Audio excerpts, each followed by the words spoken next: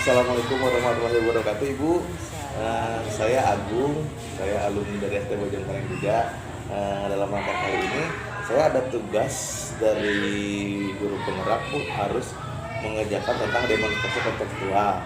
Nah, ini berhubungan dengan wawancara 3 kepala sekolah. Nah, diantaranya Ibu yang saya pilih. Apakah Ibu bersedia untuk saya wawancara hari ini? Oh, baik, Ibu, langsung kita ke pertanyaan yang pertama aja. Selama ini bagaimana Ibu dapat melihat atau mengidentifikasi kasus-kasus yang merupakan dilema etika atau rujukan moral yang tadi atau benar antara benar atau salah, seperti apa gitu Ibu melihat itu di sekolah? Di sana kepada tendiknya atau kepada seluruh? Kepada guru atau kepada siswa? Ya, tenaga pendidikan dan pendidikan ya. Siswanya satu. Boleh, ya. siswa. Di sini misalnya begini ya. Karena ini aturan-aturan terus disepakati bersama guru. Nah, komitmen di sini sekolah itu masuknya jam berapa? Misalnya begitu ya. Di sini jam 7.30.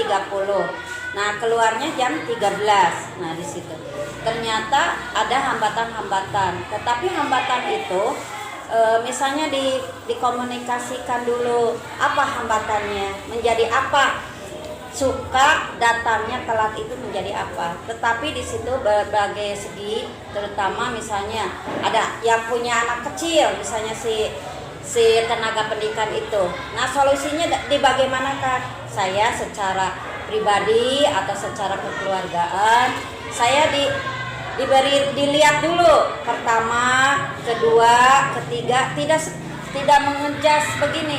Ini kan aturan harus disepakati. Tetapi saya di sini sebagai pemimpin, tetapi ada rasa kemanusiaan, yaitu melihat punya anak yang kecil itu. Nah, itu yang pertama ya itu. Nah, itu. Terus yang kedua ada yang anak. Nah, siswa itu, jadi itu siswa itu mencontoh kepada tenaga pendidikannya. Tenaga pendidikannya kalau datangnya jam 7 di sini aturannya jam 7.30, tetapi si tenaga pendidikannya memberi contoh jam 7 lebih, mungkin anak itu bisa mencontoh ke sana. Nah, maka sasarannya itu kalau siswa itu mungkin tidak terbebani, tetapi siswa juga banyak. Kendalanya apa? Nah, ditanya kepada guru sasarannya tenaga pendidikan, kenapa ada telat dan datang tepat waktu, ada telat, ada kesiangan. Nah, itu apa alasannya? Ternyata oleh tenaga pendidikan itu ternyata ada yang cerai. Nah, permasalahannya si anak itu dititipkannya ke neneknya.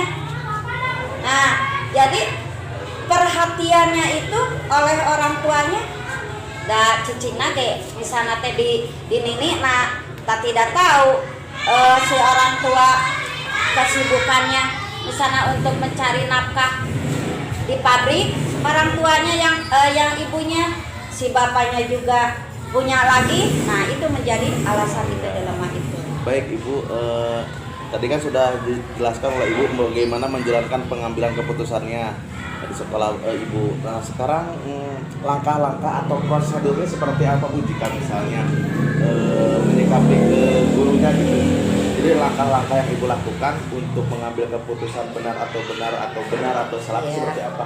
Treatmentnya seperti apa gitu? Iya, treatmentnya pertama yang tadi kasusnya ya, karena tidak kasusnya kepada anaknya yang guru itu mempunyai anak, tetapi keseluruhan di sini.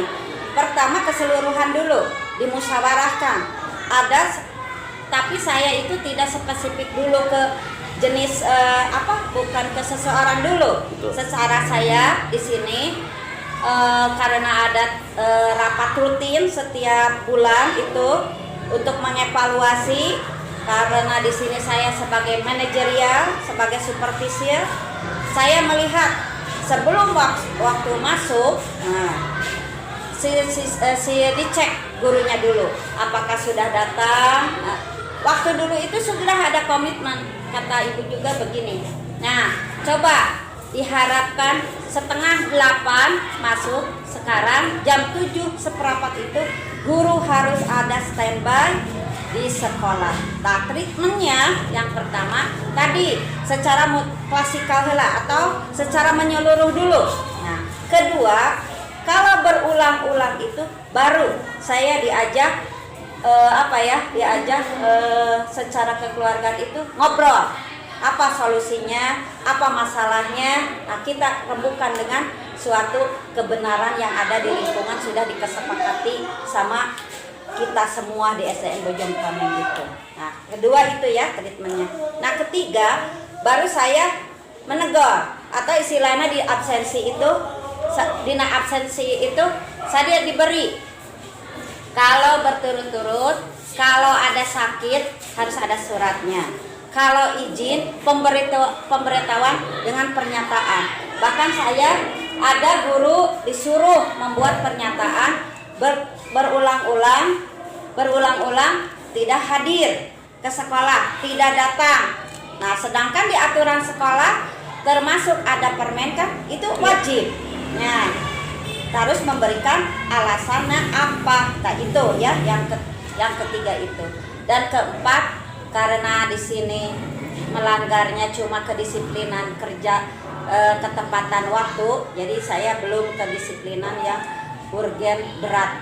Tetapi ini di sini urgennya cukup dengan kedisiplinan diberitahukan, di pengarahan. Kalau tidak bertindak, nanti saya akan melangkah ke lebih depan lagi. Oke, baik Ibu. Apakah Ibu memiliki sebuah tata kala atau jadwal tertentu dalam sebuah penyelesaian kasus di Ulama ITK? Apakah Ibu langsung menyelesaikannya di tempat, atau Ibu bawa ke ruangan khusus, atau Ibu simpan dulu nggak di eksekusi hari itu, atau gimana gitu ya, proses itunya? Ya, pertama yang tadi sudah diuraikan. Nah, yang pertama tadi setelah ini sasarannya kepada tenaga pendidikan ya.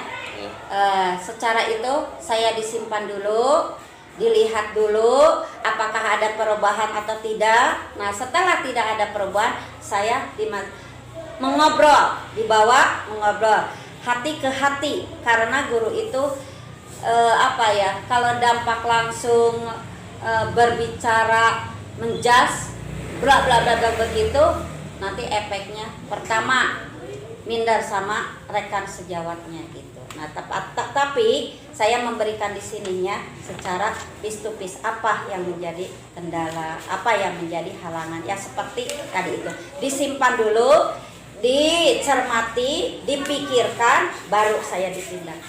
Baik Bu. Adakah seseorang atau faktor-faktor apa yang selama ini mempermudah atau membantu Ibu dalam pengambilan keputusan? Ada nggak di sini yang rekan dan rekannya siapa dan seperti apa gitu proses yang bisa membantu, faktor-faktor yang bisa membantu Ibu dalam pengambilan keputusannya secara efektif, cermat dan tepat gitu? Iya. Bagaimana? Saya diutarakan di sini, tetapi di sini kan maksudnya menyeluruh dulu secara musyawarah. Bagaimana kalau ada tindakan tenaga pendidikan dan pendidikan semacam itu? Nah, simpulkan bahwa seseorang guru yang sudah dituakan di sini, nah misalnya di sini misalnya Bu Yeyet ya, karena ini udah usianya udah di atas 58. Nah, saya diibaratkan itu sebagai, kata ibu teh sambil guyon, Bu Yeyet sebagai wakasek, kata ibu teh gitu ya. Iya, oh ibu cara gitu ya, biarinlah sharing, kata ibu. Tak bagaimana untuk menyikapi begitu. Ibu katanya memberi saran beliau itu. Ibu iya, sekarang itu beliau itu berulang-ulang, tetapi mungkin ada kendalanya di keluarga Bu. Bagaimana sebaiknya kita musyawarahkan saja. Nah gitu. Ada guru juga. Jadi ibu juga tidak tergantung untuk bertindak otoriter, tetapi secara demokrasi sosialnya bagaimana, kemanusiaannya juga bagaimana ibu bertindak kepada seseorang tenaga pendidik dan pendidikan. Oke, berarti itu budaya positifnya, hubungan antar guru-gurunya juga sudah mulai mulai nampak gitu, sudah mulai terlihat.